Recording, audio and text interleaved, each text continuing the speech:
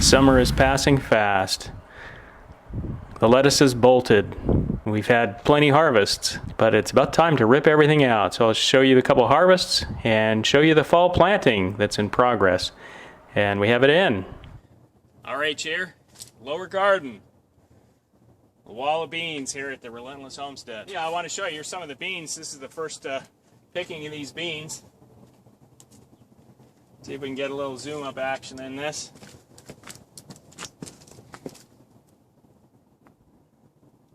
So these are nice. These are off of the pole, or excuse me, yeah, the pole beans here.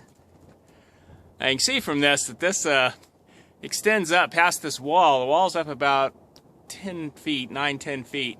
And then we got a fence up above that, so I'm making my tripod up there. So they were up all the way over the fence. You see I got some scarlet runner beans over there too. They're just falling on the other side. Very beautiful bean. Garden trimming.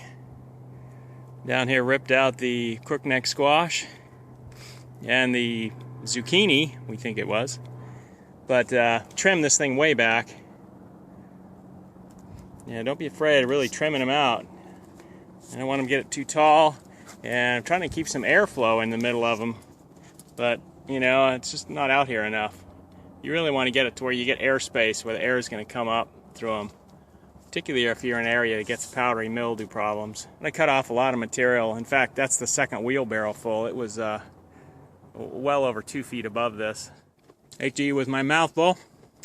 Hate to eat with, speak with my mouth full. Yeah, that's the ticker. Anyway, so got the beans out here. Pulling out a couple of the remnants of carrots that are in there. I'm just going to eat those while I'm working here. Surprise, got a whole huge box of beans here. I mean, I don't know how many pounds that is, but it's pretty huge. Mrs. RH is going to scream. She's getting inundated with produce.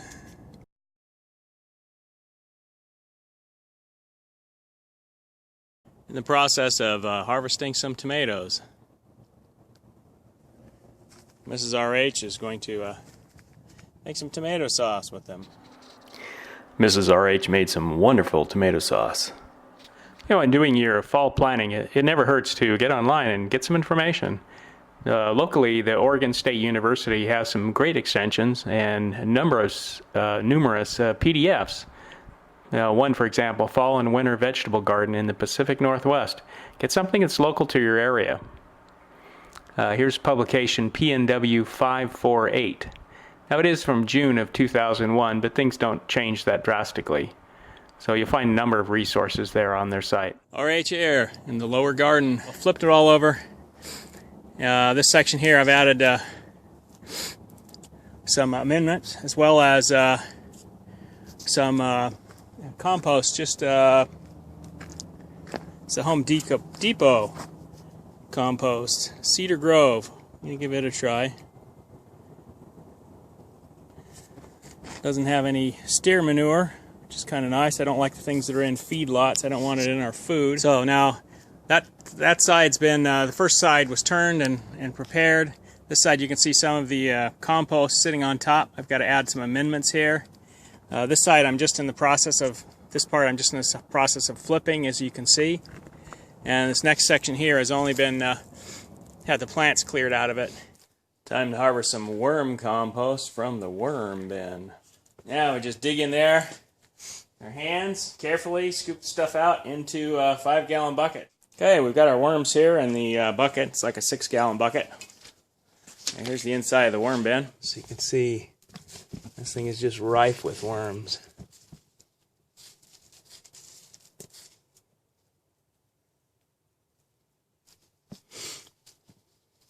And the thing doesn't smell at all, so I mean you could use that even in an apartment complex or something.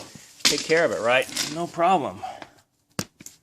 That's got all our kitchen waste such in it. Now here, of course, I put them in here and then I'll start to hide, but so when we plant these new seedlings, we'll be using a lot of the compost. RH here, getting ready for a little fall planting. Got the bed ready out there. And now to pick some seeds, and we'll go out and plant those. Now these seeds I keep in a refrigerator, and I've got a material inside of here, desiccant. That's the word I'm looking for. Desiccant that keeps them dry. The Gentilina lettuce, butter crunch lettuce, carrots, little finger, carota, St. Valerie. I'll take all of those. Rocky top lettuce salad. I'm not really as fond of the cut and whatever. I would rather have something a little bigger. So let's go for the some oak. Okay, so we've got our victims, our candidates here to plant. Get them. Now in the putting the carrots right here. Now, so I've basically built a ridge and put a slot down the middle of it. Now I want to test this kind of using a ridge like this, because I really don't like it. The tops of the carrots, I don't like it when they dip down and they're sitting in the water. And not get them so thick like I have in the past. Come on, start coming out of there. Okay, enough for that row. Now let's get some worm compost on here. That gets that. I'm just going to give it just a little slight tamp. Not much, just a tad. You want the seeds to make enough contact to where they, when you get them wet, that they'll retain the moisture. Now, next thing I'm going to do is actually put a little bit of, I've got some oyster shell. Now, this isn't so much for their benefit, but I think some of the bugs don't like it, because it's sharp. So I kind of sprinkle it around the mound. It also kind of helps identify, you know, where your mounds are. You might keep some of the birds out. Found the vermiculite really helps keep the birds out. So even though it really doesn't have much point for my garden, it's cheap, allows me to identify the row. And like I say, birds don't like it, so they're less likely to eat my seeds up. So just continue with carrots down along here. This time starting out with some compost. I would highly recommend any of you that are interested in gardening to get a worm bin, vermiculture bin going. Quite easy to do, and you'll have loads of compost. I gotta say, I kind of cheat on some of the compost. So to get it started, I'll actually buy like bag compost, throw it in there.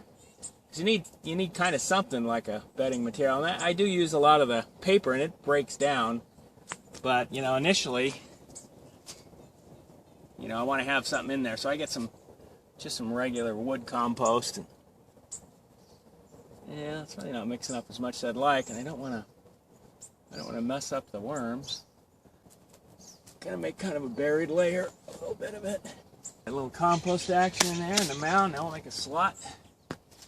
Now, you can dig the slot open. I prefer the slot to be pressed down. You actually want a little density in the material. So like I say, it makes good contact with the seeds.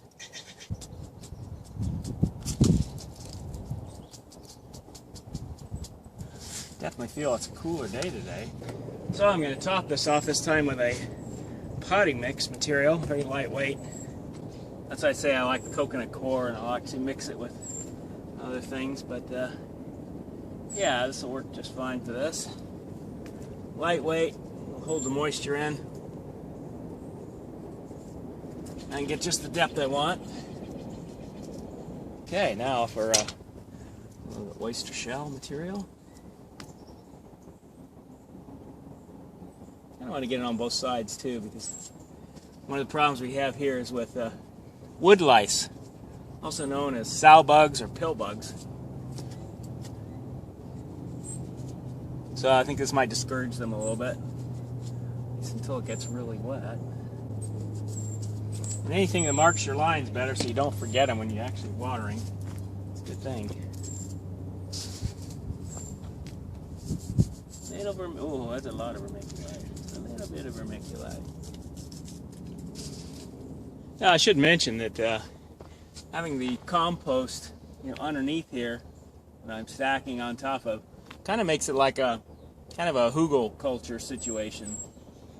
Those of you who understand that term, basically you've got your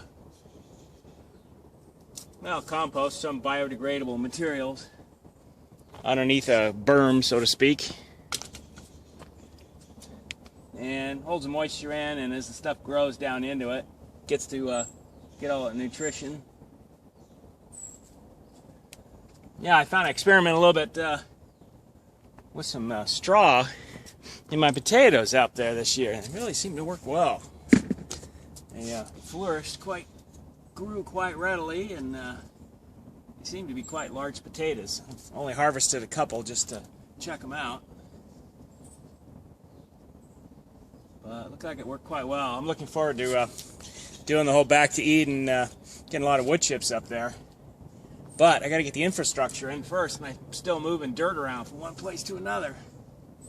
So I haven't been able to do that. Okay, that's looking pretty good. There we go. And it looks purty too. Purty. I think I'm going to do that. I'm going to continue on down with the carrots. I'll stop here with you. You don't have to watch this. Other thing I should mention is when you're dusting with, for example, the oyster shell, is you want to be careful not to get too much because it can be kind of salty. In fact, you can glove off. You just take a little bit of your oyster shell material, give it a little taste. It's not too salty. I'm not a crustacean person because the Bible's pretty clear about it being basically a cockroach of the sea.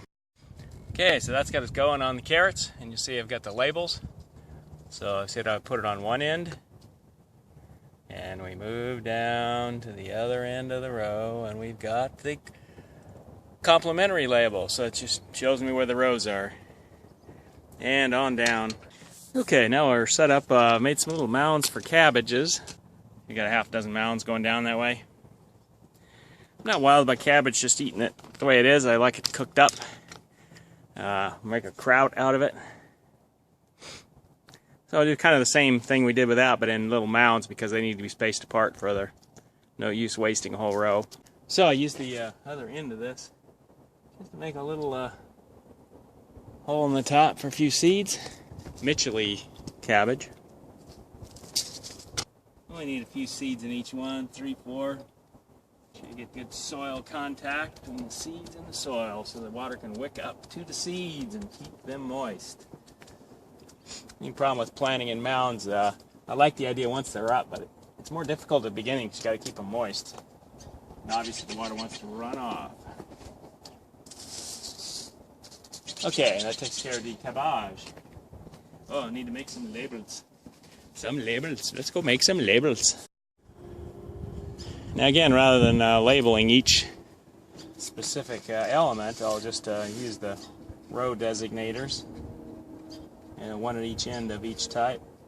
Cabbage. I gotta remember, Mitchellly.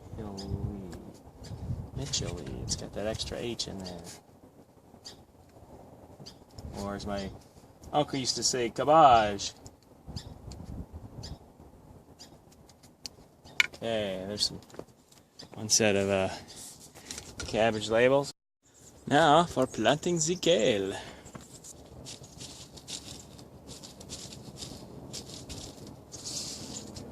Again, I really want to put a few in each spot.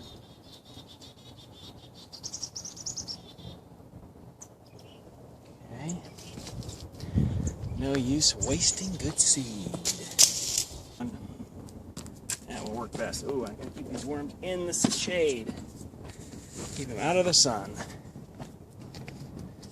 That's what they keep telling me. They say, keep us out of the sun. And they just keep reminding me, and I don't know. I don't know what's wrong with me. Great. Now for the lettuce. Now I'll plant the lettuce in 2 stages. I'll just plant the first part now, and then I'll come back for some more lettuce action. And let's see, do I want to do the rows or little plops like that? Let's see, I'm going to do head lettuce, so yeah, I'm going to do mounds. Of course. We need to think what it is we are doing. Swiss chard. That's right, these are these huge seeds. Yeah, they look like some kind of alien thing. They look like something that gets stuck in your tire, your bicycle tire, and you get a flat. Put 2 to 3 in each one.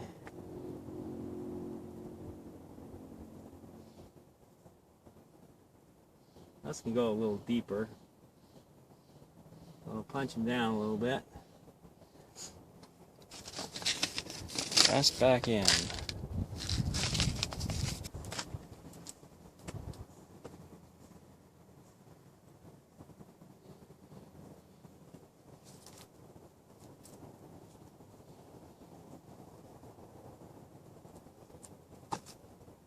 But it's all fun. It's all fun. There we go. Now for a little dusting compound.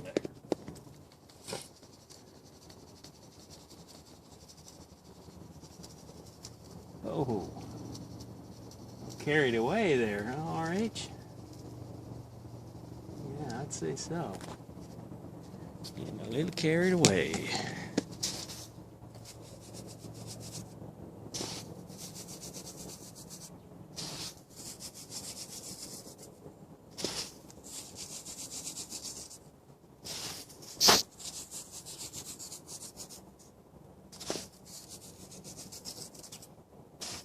I think one of the reasons why this white material works is the birds will come in and they think it's a seed and they bite into it and they go, oh man.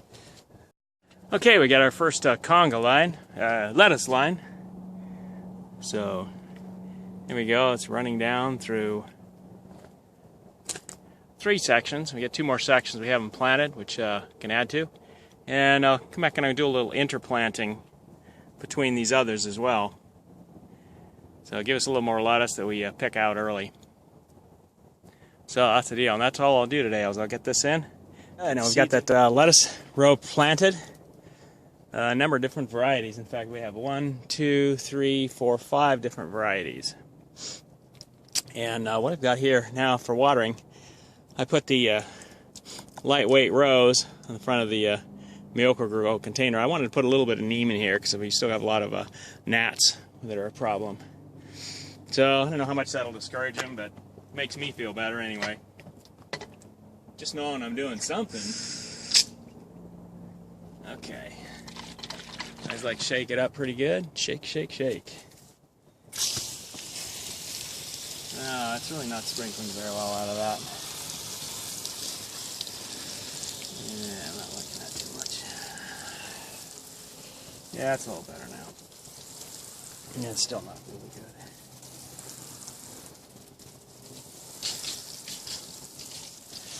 What you want to do is come back and do it a few light times rather than trying to get it deeply watered all at once. Otherwise you're going to have a lot of runoff. Oh, you stayed behind. Why do you keep staying behind on me?